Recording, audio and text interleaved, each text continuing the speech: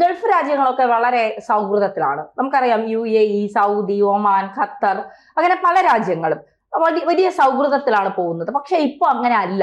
UAEയും സൗദിയും തമ്മിൽ യുദ്ധസമാനമായ ഒരു സാഹചര്യത്തിലേക്ക് കടക്കുന്നു എന്നുള്ള വിവരങ്ങൾ പുറത്തു വരുന്നു. നമ്മൾ വലിയ ഞെട്ടലുണ്ടാക്കുന്ന ഒരു കാര്യം തന്നെയാണ്. പക്ഷേ ഇവിടെ ഏറ്റവും പ്രധാനപ്പെട്ടതായി പറയുന്നത്, ഇതിന് മധ്യസ്ഥത വഹിക്കാൻ പോകുന്നത്, ഇത് ട്രംപ് പറയുന്നത് പോലത്തെ മധ്യസ്ഥതയല്ല, കൃത്യമായി നിലപാടുകളോടെ മധ്യസ്ഥത വഹിക്കാൻ പോകുന്നത് ഇന്ത്യൻ പ്രധാനമന്ത്രി നരേന്ദ്രമോദിയാണ്. UAEയിലും സൗദിയിലും എത്തിയല്ല, ഒമാനിൽ എത്തിയിട്ടാണ് അദ്ദേഹം മധ്യസ്ഥത വഹിക്കാൻ പോകുന്നത്. യഥാർത്ഥത്തിൽ എന്താണ് മിഡിൽ ഈസ്റ്റ് രാജ്യങ്ങളിൽ സംഭവിക്കുന്നത്? നരേന്ദ്രമോദി പോകുന്നതിന്റെ കാരണം? ഈ ഡൊണാൾഡ് ട്രംപ് പറയുന്ന പോലെ മധ്യസ്ഥത വഹിക്കാൻ പോവുകയാണെന്നൊന്നും പറഞ്ഞ് ഇന്ത്യ ഇതൊരു അവകാശപ്പെട്ടില്ല. ഇന്ത്യ അങ്ങനെ പറയുകയുമില്ല. ഇന്ത്യ പക്ഷേ വളരെ പെട്ടെന്ന് ഇന്ത്യൻ പ്രധാനമന്ത്രി ഒമാനിലേക്ക് പോകുന്നു. അപ്പുറത്തേക്ക് നോക്കിക്കഴിഞ്ഞാൽ സൗദി അറേബ്യ, UAE തന്നെ പറഞ്ഞ പോലെ വലിയ പ്രശ്നത്തിലാണ്. കാരണം ഈ UAE ചില നിലപാടുകൾ എടുക്കുമ്പോൾ സൗദിക്ക് അത് ചൊറിച്ചിലുണ്ട്. ഇപ്പം നമുക്കറിയാലോ, ബുർജ് ഖലീഫ വലിയ കെട്ടിടമാണ്. UAE പറയാണ് ഞങ്ങൾ ബുർജ് ഖലീഫയെക്കാട്ട് വലിയ കെട്ടിടം ഉണ്ടാക്കും, അതാണ് ഞങ്ങളുടെ ഇനി പ്രത്യേകത. സൗദി പറയുന്നത്, UAE പറയുന്നു. അപ്പോൾ ഉടനെ സൗദി പറയുന്നു നിങ്ങൾ അത് ഉണ്ടാക്കിയാൽ അതിനെക്കാട്ടിയും വലിയ ബുർജ് ഖലീഫ ഞങ്ങൾ ഉണ്ടാക്കും. എന്ത് കാര്യത്തിന്? അപ്പൊ പരസ്പരം അങ്ങോട്ടും ഇങ്ങോട്ടും ആരോപണ പ്രത്യാരോപണങ്ങൾ. ഇനി സൗദിയുടെ കിരീടാവകാശിയുണ്ട്, മുഹമ്മദ് ബിൻ സൽമാൻ രാജകുമാരൻ. ഈ സൽമാൻ രാജകുമാരൻ ആദ്യമായിട്ട് അധികാരത്തിലേക്ക് എത്തുന്ന ആഭ്യന്തരമന്ത്രിയോ മറ്റോ ആയിട്ടാണ്. അന്ന് UAEയുടെ ഭരണാധികാരി ഈ മുഹമ്മദ് ബിൻ സൽമാനെയൊക്കെ ചേർത്ത് പിടിച്ചു, തൻ്റെ ഫ്രണ്ടാണെന്നൊക്കെ പറയുന്നു. ഇപ്പോൾ പക്ഷേ ഇരുവരും തമ്മിൽ നിശബ്ദമായ ശത്രുതയിലാണ്. ഇതിൻ്റെ കാരണം എന്ന് പറയുന്നത് യമൻ എന്ന് പറയുന്ന രാജ്യത്തെ ചില പ്രദേശങ്ങളുമായി ബന്ധപ്പെട്ടാണ്. യമനിൽ എണ്ണപ്പാടങ്ങൾ ധാരാളമുണ്ട്, സൗദിയിലുമുണ്ട് ധാരാളം. അപ്പോൾ സൗദിയിലുള്ള എണ്ണ കൂടാതെ യമനിലെ എണ്ണ കൂടി സ്വന്തമാക്കാനായിട്ട് സൗദി ചില നീക്കങ്ങളൊക്കെ നടത്തുന്നു. അതിനെ കൃത്യമായി വെട്ടുന്ന നീക്കം നടത്തുന്ന രാജ്യമാണ് UAE എന്ന് പറയുന്നത്. അതായത് സൗദിയുടെ അതിർത്തി പ്രദേശമായ അൽ മഹറ, ഹളർ മൗത്ത് എന്നീ 2 പ്രദേശങ്ങളുണ്ട്. ഇത് ശരിക്കും പറഞ്ഞാൽ സൗദിക്ക് നോട്ടമുള്ളതാണ്. കാരണം ഇവിടെയൊക്കെയാണ് വലിയ എണ്ണപ്പാടങ്ങൾ ഉള്ളത്. ഇനി അതിനപ്പുറത്തേക്ക് മാറിയിട്ട് സൊക്കാത്ര ദ്വീപ് എന്ന് പറയുന്ന ഒരു വലിയ ദ്വീപ സമൂഹമുണ്ട്. അത് ശരിക്കും പറഞ്ഞാൽ നമ്മുടെ പാലക്കാട്, മലപ്പുറം ജില്ലകളുടെയൊക്കെ വലിപ്പമുള്ള ഒരു വലിയ ദ്വീപാണ്. അതിന് സമീപമുള്ള ബാബ് അൽ മന്ദബ് എന്ന് പറയുന്ന ഒരു കടലിടുക്കുണ്ട്. ഇതുവഴിയാണ് അതുവഴിയുള്ള കപ്പൽ ഗതാഗതം എല്ലാം നടക്കുന്നത്. ആ മേഖലയും UAEക്ക് നോട്ടമുണ്ട്. അപ്പോൾ എണ്ണയുള്ള പ്രദേശങ്ങളിലേക്ക് കടന്നു കയറാനായിട്ട് UAE ശ്രമിക്കുന്നു.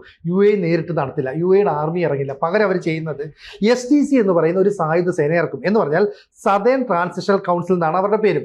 ഇവരിറങ്ങിയിട്ട് ഈ മേഖലയെ വെട്ടിപ്പിടിക്കാനായിട്ട് ശ്രമിക്കും. അങ്ങനെ യമനിലേക്ക് 2018 എത്തുകയും ഈ മേഖല ഒന്ന് വളച്ചു പിടിക്കാനായിട്ട് UAE ശ്രമിക്കുകയും ചെയ്തു. വളരെ പെട്ടെന്ന് സൗദി അതിനെ പ്രതിരോധിച്ചു. കാരണം സൗദിയുടെ ബോർഡറിലുള്ള പ്രദേശം. സൗദി വന്നിട്ട് UAE എടുത്ത് പറയും നിങ്ങൾ പിൻവാങ്ങണമെന്ന് പറഞ്ഞു. അവർ കേട്ടു.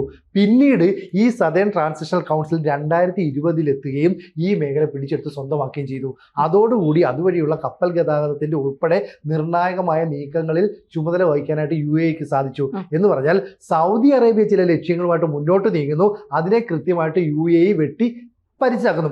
മാത്രമല്ല UAEയിലുള്ള പ്രോക്സി സംഘടനയുണ്ട്, അതായത് ഇറാന്റെ പ്രോക്സി സംഘടനയുള്ള ഹൂത്തികൾ. ഈ ഹൂത്തികൾ ഇടയ്ക്കിടയ്ക്ക് സൗദിയുമായിട്ട് ആക്രമണം നടത്തും.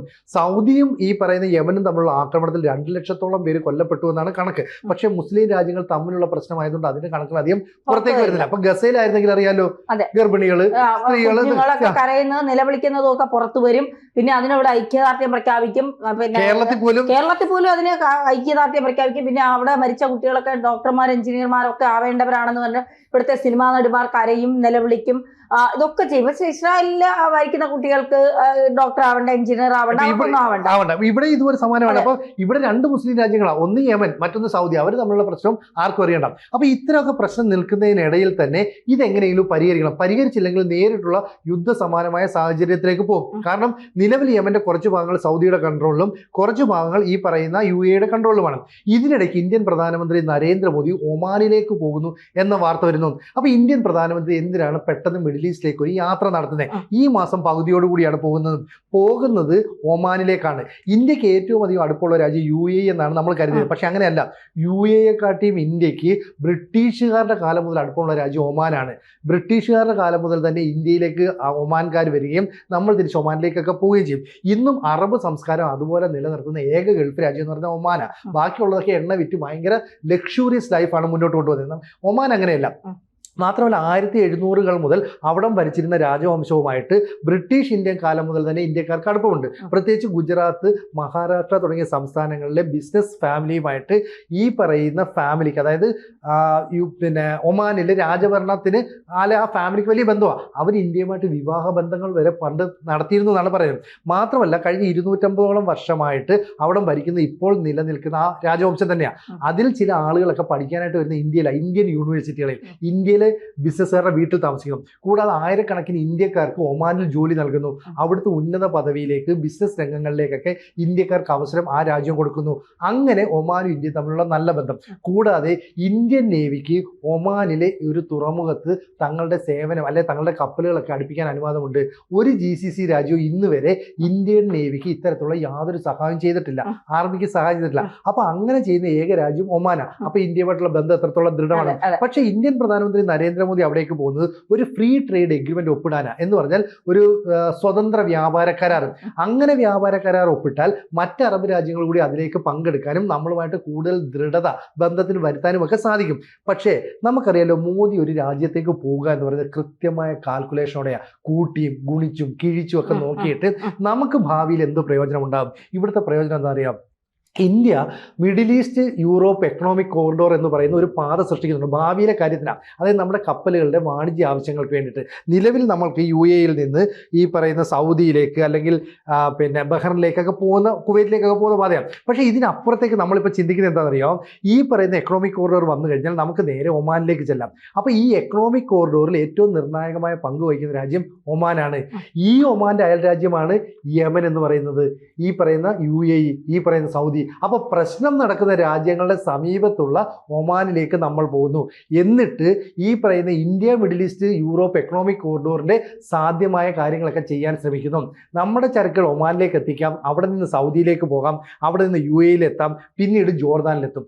ഇനി ഇന്ത്യൻ പ്രധാനമന്ത്രി ഒമാനിൽ നടത്ത പോകുന്ന രാജ്യം ജോർദാനും ഭരിക്കുന്ന രാജാക്കന്മാരാ, അവരുമായിട്ട് നല്ല ബന്ധം. അതിനുശേഷം നമ്മൾ അടുത്തായിട്ട് സന്ദർശിക്കാനായിട്ട് പോകുന്നത് തൊട്ടടുത്തുള്ള എത്യോപ്യ എന്ന് പറയുന്ന രാജ്യത്താണ്. ഈ എത്യോപ്യ എന്ന് പറയുന്നത് ശരിക്കും പറഞ്ഞാൽ ആഫ്രിക്കൻ കൺട്രിയാണ്. അവിടേക്ക് നമ്മൾ ബന്ധം പുലർത്തുന്നു. അങ്ങനെ ഇന്ത്യക്ക് ഭാവി സംബന്ധിച്ചുള്ള ചില നീക്കങ്ങൾ നടത്തുന്നതിന് വേണ്ടിയാണ് ഇന്ത്യൻ പ്രധാനമന്ത്രി നരേന്ദ്രമോദി വാണിജ്യമന്ത്രിയായ പീയൂഷ് ഗോയലും ചേർന്ന് ഈ മാസം പകുതിയോടുകൂടി ഈ പറയുന്ന ഗൾഫ് രാജ്യത്തേക്ക് പോകുന്നു. അപ്പോൾ ഇന്ത്യൻ പ്രധാനമന്ത്രിയുടെ സന്ദർശനത്തെ നമ്മൾ ചെറുതായിട്ട് കാണുന്നത് ശരിയാണോ? ഇല്ല, തീർച്ചയായിട്ടും നരേന്ദ്രമോദി ഈ പറയുന്നത് പോലെ കൂട്ടിയും കിഴിച്ചും ഗുണിച്ചും ഇന്ത്യയുടെ കൂടി നേട്ടം അതിൽ നോക്കിക്കൊണ്ടേ അദ്ദേഹം പോവുള്ളൂ. പക്ഷേ നരേന്ദ്രമോദി നമ്മൾ എപ്പോഴും ശ്രദ്ധിച്ചാൽ അദ്ദേഹം ഒരു രാജ്യങ്ങളെ യുദ്ധത്തെ പ്രൊമോട്ട് ചെയ്യുന്ന ആളല്ല. എപ്പോഴും സമാധാനപരമായി പോകണം എന്ന്. കാരണം ആ രാജ്യത്തെ ജനങ്ങൾക്ക് ആവശ്യ സമാധാനമാണ്.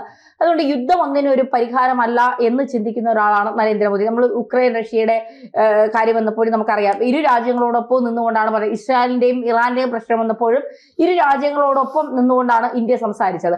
ഇവിടെയും അങ്ങനെ തന്നെയാണ്. ഇപ്പോൾ സൗദിയിലും UAE-യിലുമൊക്കെ അവിടുത്തെ മാത്രമല്ല, ലോകത്തിന്റെ വിവിധ ഭാഗങ്ങളിൽ നിന്നുള്ള ഒരുപാട് ആളുകൾ ജോലി ചെയ്യുന്നുണ്ട്, താമസിക്കുന്നുണ്ട് കുടുംബവുമായൊക്കെ. അപ്പോൾ ഒരു യുദ്ധം വന്നാൽ ഒരുപക്ഷെ അത് വേറെ തലങ്ങളിലൊക്കെ അത് പോവും എന്നുള്ളൊരു സാഹചര്യം ഉണ്ടാവും. തീർച്ചയായിട്ടും GCC രാജ്യങ്ങൾക്കിടയിലും ഇത്തരം ഒരു അസഹിഷ്ണുത, പിന്നെ എന്താ പറയുക, അസ്വസ്ഥത ഒക്കെ ഉണ്ട് എന്നുള്ളത് നമ്മൾ ഇപ്പോഴാണ് മനസ്സിലാക്കുന്നത്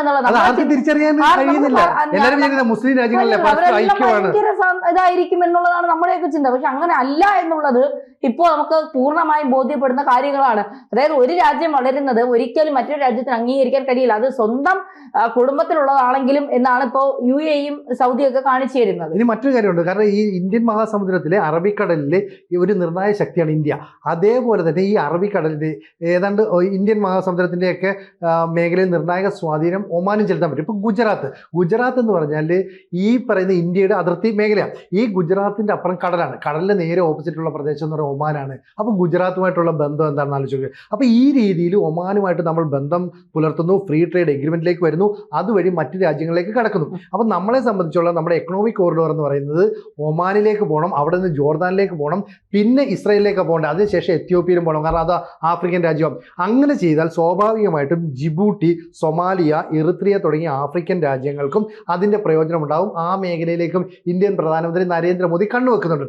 ഇവിടെ മോദിയെ പ്രതീക്ഷിക്കുന്ന സൗദി അറേബ്യയും പ്രതീക്ഷിക്കുന്നു, ഒപ്പം UAEയും പ്രതീക്ഷിക്കുന്നു. കാരണം യമൻ എന്ന് പറയുന്ന രാജ്യത്തെ രണ്ടാക്കണം. ഇതാണ് ഇപ്പോൾ ഈ ഹൂത്തികളുള്ള മീൻസ് ഹൂത്തികളുള്ള രാജ്യമാണല്ലോ ഇവിടെ ഈ UAEയുടെ ലക്ഷ്യം എന്ന് പറയുന്നത്. ഇതിനെ രണ്ടാക്കിയിട്ട് ദക്ഷിണ യമൻ എന്ന് പറയുന്നത് ഞങ്ങളുടെ കൈവശം വേണം. ആ മേഖലയിലാണ് സ്വാഭാവികമായി എണ്ണപ്പാടങ്ങൾ കൂടുതലുള്ളത്.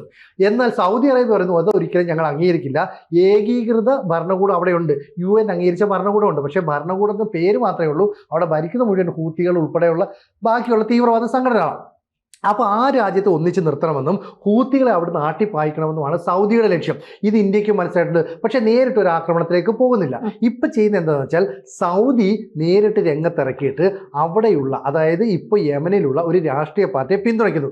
ഈ രാഷ്ട്രീയ പാർട്ടി എന്ന് പറയുന്നത് ശരിക്കും പറഞ്ഞാൽ ഈ നമ്മൾ മുസ്ലിം ബ്രദർഹുഡ് എന്നൊക്കെ പറഞ്ഞില്ലേ, അവരുടെ രാഷ്ട്രീയ പാർട്ടിയാണ് ഇലാഹി എന്നാണ് അതിൻ്റെ പേര്. ഈ ഇലാഹിക്ക് വേണ്ട പ്രവർത്തനത്തിന് പണം, ആയുധമെല്ലാം എത്തിച്ചു കൊടുക്കുന്നത് സൗദിയാണ്. ഈ സൗദി ഇത് എത്തിച്ചു കൊടുക്കുന്നത് എന്തിനാണെന്ന് വെച്ചാൽ നിലവിൽ UAE യമന്റെ കുറച്ച് ഭാഗങ്ങൾ പിടിച്ചെടുത്തിട്ടുണ്ടല്ലോ, അതിനെ നിയന്ത്രിക്കുന്ന സദേൺ ട്രാൻസിഷണൽ കൗൺസിൽ എന്ന് പറയുന്ന സായുധ സേനയെ ആക്രമിക്കാൻ വേണ്ടിയിട്ടാണ് ശ്രമം നടത്തുന്നത്. അങ്ങനെ ഒരു ആക്രമണം ഉണ്ടായാൽ ഇന്ന് വരെ അറബ് രാജ്യങ്ങളിൽ ഉണ്ടാകാത്തതിന് സമാനമായ ഒരു സംഘർഷ സാധ്യത അവിടെ നിലനിൽക്കുന്നുണ്ട്. അതിനൊരു പരിഹാരം വേണം. അപ്പോൾ വിട്ടുകൊടുക്കാൻ സൗദി തയ്യാറല്ല, വിട്ടുകൊടുക്കാൻ ഇപ്പുറത്ത് UAE തയ്യാറല്ല. പക്ഷേ സൗദിയുടെ എല്ലാ നീക്കങ്ങളെയും തച്ച് തകർത്ത് മുന്നേറുന്ന രാജ്യം എന്ന് പറയുന്നത് ശരിക്കും പറയാൻ UAE ആണ്. അപ്പോൾ UAE പണവും ആയുധവും ഒക്കെ കൊടുത്തിട്ട് അവിടെ STCയെ വളർത്തുന്നു. ഇപ്പുറത്ത് സൗദി പണവും ആയുധമൊക്കെ കൊടുത്തിട്ട് ഇലാഹി എന്ന് പറയുന്ന മുസ്ലിം ബ്രദർഹുഡുമായി ബന്ധപ്പെട്ട ഒരു സംഘടനയെ വളർത്തുന്നു. അപ്പോൾ ശരിക്കും പറഞ്ഞാൽ അറേബ്യൻ ലോകത്ത് ഒരു ഭിന്നത ഉണ്ടാകുന്നു എന്നാണ് നമുക്ക് മനസ്സിലാകുന്നത്. അവിടേക്കാണ് സ്വാഭാവികമായിട്ട് ഇന്ത്യൻ പ്രധാനമന്ത്രി നരേന്ദ്രമോദി കടന്നു വരുന്നത്. അപ്പോൾ നരേന്ദ്രമോദി ഈ മാസം പകുതിയോടെ അവിടെ എത്തും. പറയുന്നത് ഫ്രീ ട്രേഡ് എഗ്രിമെന്റിന് വേണ്ടിയിട്ടാണ്. എങ്കിലും മോദിയുടെ വരവ് അതിനപ്പുറത്തെ ചില കാര്യങ്ങൾ നീക്കാനാണ്. തന്നെ നേരത്തെ പറഞ്ഞ പോലെ റഷ്യയും ഉക്രൈനും തമ്മിൽ തർക്കമുണ്ടായി, യുദ്ധമുണ്ടായപ്പോൾ ഇരു രാജ്യങ്ങളുടെയും നേതാക്കളെ പോയി കണ്ടത് ഇന്ത്യൻ പ്രധാനമന്ത്രിയാണ് എന്ന് പറയുന്നത് നമുക്ക് യുദ്ധത്തിന് താല്പര്യമില്ല.